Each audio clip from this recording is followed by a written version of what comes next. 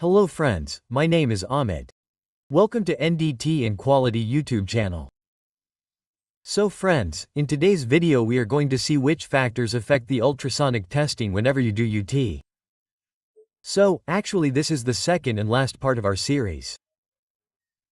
In the first part, which was Thoja, we had already discussed three factors, one of which was surface roughness. That means the surface which is rough, right? What problems can arise due to it? After this, secondly, we discussed a curved surface. Suppose the surface of your part is curved, then what problems can arise?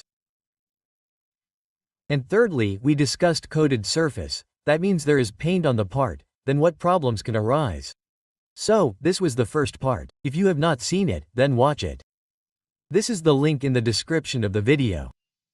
So now we will see the second part. There are two more factors in it. We will consider these. What is the problem in doing UT with this?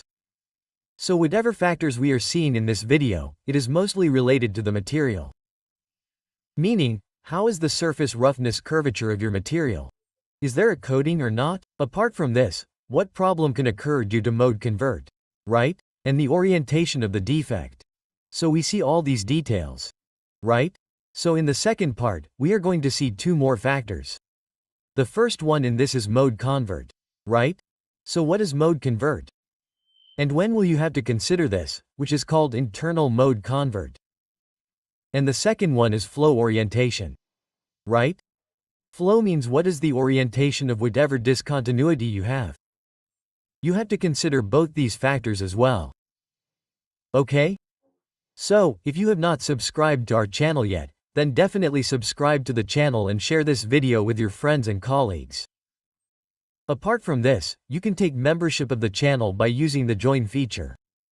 So I have made many member SUV videos in which we have mainly covered the entire syllabus of NDT Level 2.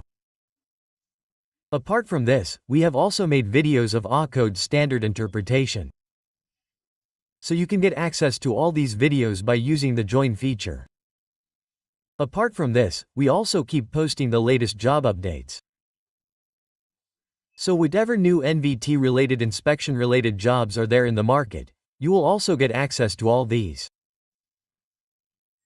So by using this join feature, you can get access to all these premium things and support me financially. So see, okay. So these are the 5 factors. We saw it in the first video. Right? So the first one in this was surface roughness. We have already covered this. Right?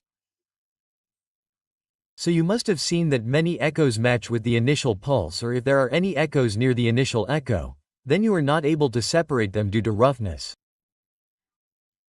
So the resolution is poor. The second factor is that the problem due to this curved surface is that the robe in it will not sit on top of the chop. There remains a gap here and your waves will remain like this. That means they will go outward. Okay? Actually they should go straight, right? So instead of that some waves go outward. And the third is the coated surface, right? So it is a coated surface. If we assume that this is a firmly attached surface then there is no problem. But if it is loosely attached then it is problematic. You will have to remove it. So we had seen these 3 factors. Now the next factor is that this mode converges with in the tip specimen. Right? So when does this happen? When the length of your part is more. Okay? It means that the length of the part you want to scan is more. So in that case internal mode convergence can happen. Okay? You should know the theory of mode convergence. If you have done level 2 then you will have an idea that whatever medium changes, mode converges over time and internal mode convergence can also happen. So mode convergence can happen due to both reflection and refraction. So what happens is that out of your wave, you get to see 2 types of waves, one longitudinal wave and shear wave. When the shape and control of the T specimen is such that the ultrasonic beam and the portion of it as in the case of beam spread is not reflected directly back to the probe, mode converges at the boundary point contacted by the beam. Right? So here this beam is right? Actually the beam spreads. You must be knowing that it spreads out in this way. Okay? So the center beam in this is given in the center. Right? So that is the center beam. Exactly, it will reflect from behind and come back. Right? This is your back wall. So it will reflect from the back wall and come back. The center beam. But the rest of the waves, that is, our beam is going from here to here. Right? So there are a lot of waves in the middle here. Okay? So there are a lot of waves. They will collide here at the boundary. Suppose this will collide at the boundary or here at the boundary. There a mode will converge. Right? So the mode will converge and two waves will come out. Like I told you, a shear wave and longitudinal wave. Right? So what will be this wave? Is it a longitudinal shear wave or a shear wave? It can go in any direction. Right? See, for example, suppose the wave went from here in this way, went from here in this way. Right? Or a longitudinal wave went from here in this way, came back from here and returned here in this way. Okay? It can also return in this direction, meaning some energy can be returned. Okay? So, we can see that its traveling is more. This center beam that we saw, right? Right? I will highlight this middle one a little and show this. So how much did this center beam travel? Your thickness, right? This one traveled this much.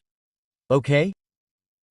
But this beam that I have shown in red color, that too of yours has traveled, but the more it traveled, it will be more. Right? By what? It will be more than the thickness of this one. So you can say that your back echo, right? The back echo, you will get it first. If you see it on the screen, it will appear like this. Okay, this is your back echo. Suppose, after that you will get to see many such echoes behind. Right? This echo is your mode converted signal. Right? Always keep in mind, whenever you do UT of a long specimen, you will get to see such signals. So this back signal, right? This signal is mode converted. So you do not need to repair it. Okay? So, it is also written here, not reflected directly to the beam to the probe. Right? It means directly, it will not come back to the probe. Some of its energy will come back after colliding with anywhere here and there. All the energy will not come back, right? So, you will also see its amplitude, that too will be less for all these mode converted signals. From which back? It will be less than poly. So, the simple reason is, why will it be less? Because they have come after traveling a lot of distance. So the distance traveled more, what does it mean that there will be more attenuation in it? If the attenuation is more, then its amplitude will be less. Okay? So this has to be kept in mind. These are found on the backside after traveling more. Simply, these signals are seen on the backside of your back polygo. So if a direct reflection also occurs, the mode converted indication will appear after the direct reflected indication because of the larger part travel by the mode converted longitudinal wave. Right? So, here it is always to be kept in mind that the indication will appear after the direct reflected indication. Right? So your direct reflected indication is like I have shown this indication in blue color. So behind this only, right? Its main indication is this one back wall, right? You will see mode converter signals behind it. Because they have traveled a longer path. Longitudinal wave and slower velocity of the mode converted transverse wave, right? So, it is also possible that there is some shear wave, right? That too gets mode converted and goes back to the hub. So, here it is also that even if we assume that the shear wave comes back, its signal will still be shown. Right? But the velocity of shear wave is slow. We know it, right? It is almost half. Talking about steel, the velocity of shear wave is 3,250 meters per second. The velocity of longitudinal wave is 5,920 meters per second. That means this velocity is almost half. So the velocity is half. What does it mean? That the distance of that will be shown more on the screen because you have done the calculation according to that. Right? So the distance will be shown more because the velocity is less. So now the orientation and depth of flow is the last factor in this. So how does it affect up? Orientation and depth of flow may cause confusing indication and may result in the loss of flow echo. Right? So, here many times you will not get the indication. Loss is written. Right? Because the orientation is such that you will not get the signal, or you will get very less signal, or you may get confusing indication. In the case of unfavorable orientation, right? So unfavorable means that this is not the favorable condition for the actual indication you should get. It is not a favorable orientation. Right? When will you get any signal? When it is exactly perpendicular. If the wave is perpendicular, then in this case the signal will be easily received. So this can be called a favorable position. Right? This is a favorable position. This is a favorable orientation, due to which you will get a very sharp first-class indication of the signal. A flow may lie with its long axis parallel to the ultrasonic beam. A much smaller indication is obtained than one would expect in proportion to the size of the flow. Right? So many times it happens that the flow, that is, the discontinuity, its axis will be parallel to the beam. Okay, so how will it happen? Like this is your job and this is the indication. Right? So here you will see the signal. Very few waves will collide here and come back. The rest will go around here. So you will get very less signal of this. Right? Meaning the actual discontinuity is so big. Here we have seen that the indication from here is so big but its orientation is not favorable. Right? Instead of this, suppose you had kept the probe here. Right? So you would have got a very sharp signal. Right? You can get a very sharp indication. So, this also has to be kept in mind. If the flow is angled with respect to the ultrasonic beam, the reflected beam is directed away from the probe. Right? So we have seen both these conditions. Sometimes the indication can be like this. Look, in this probe of yours now, the indication is at such an angle. Right? So what will happen in this case? You keep the probe here. So the wave will collide from here like this and go here. Right? So the sound energy will not return.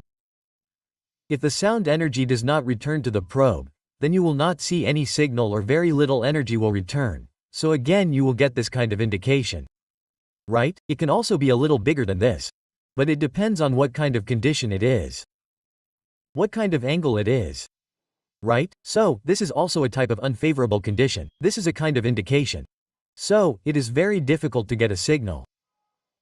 Right? So the word directed away is written. Its meaning is that the signal will go away. Away means it will go away from your hope. Okay? So here you might have seen this figure in the level 2 book. So this is a crack. Right? So a crack is like this. Right? So if you search from position A, then it is exactly position A, meaning this is the position. Right? This is the position. So in this case, if you search from here, what will happen? This beam is becoming exactly perpendicular from here. Right? So you will get this signal. There will be no problem. Right? You can see this here. This is the signal. Okay? This is your initial pulse. This is the back one and the middle one is your indication. If you look at position B, you can see that the indication is coming from here like this. So it is not exactly 90 degrees, it is around 45 degrees, so there will be signal loss. See, this is a small indication. Okay? If you look at position A, the size of the indication in position B is small. Right? If you look at position C, the wave is almost parallel from here. This is parallel.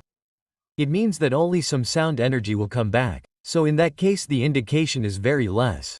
Right? It is very less. So in position C you can see that very little energy is coming back from the indication. So it is less. And secondly, you have to check the back wall also. So, in position A, see this signal of indication. So this indication is big, so the back wall is small. Right? Whereas in position B, see this indication, the indication of discontinuity of indication is a little less. So the back wall is higher. In comparison to position A, the size of the back wall in position B means that the height is more. In position C, you can see that the height of the back wall is the highest, right? Because almost most of the energy is coming back from the back wall. Here the indication is very small in position C, okay? So this also has to be kept in mind. Many times when you use code standards, it is not given in comparison to the back wall. Right? Indication means you are getting this indication. Suppose how much is the height in comparison to the back wall. Right? Or sometimes it is written in the standard that this back wall has this much loss. Only then you have to consider the indication. Like the back wall has greater than 50% loss. Right? Only then you have to consider this indication. This is how it is written in the standard. In that case, you will have to consider the height of the back wall. After this, sudden loss of back wall echo while scanning indicates the presence of such a flow. Right? What is sudden loss? That the echo suddenly comes and goes away. Right? So, this kind of flow can happen. So is there any indication of a possibility? Suppose, right? So, in that case, spherical flow is what it is called, right? So, in this case it can happen that suddenly you get a back wall echo and it will go away suddenly. If the decrease in amplitude of the back wall echo is proportional to the flow echo, the flow is flat and parallel to the test surface. Right? So, here it is written decrease in amplitude.